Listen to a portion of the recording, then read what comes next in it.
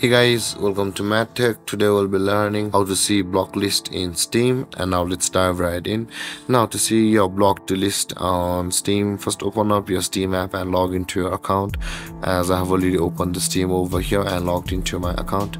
And after logging into your Steam account guys, on this interface you can see guys where it's your username over here, where I'm hovering at the left side of the screen. When you hover over that username, this kind of menu appears, and on the third option there it says the friends. Click on the third option where it says the friends, and you land on this interface. And again at the left side of this panel guys, you can see the fourth option where it says the blocked, just below the pending invites.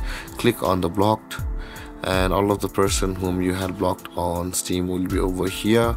And with that being said guys, this is how you will be able to see the block list on Steam. And if you have any confusions or questions regarding the topic, feel free to comment in the comment section below, and don't forget to like, subscribe and hit that bell icon for more videos. Thank you for watching guys. Peace.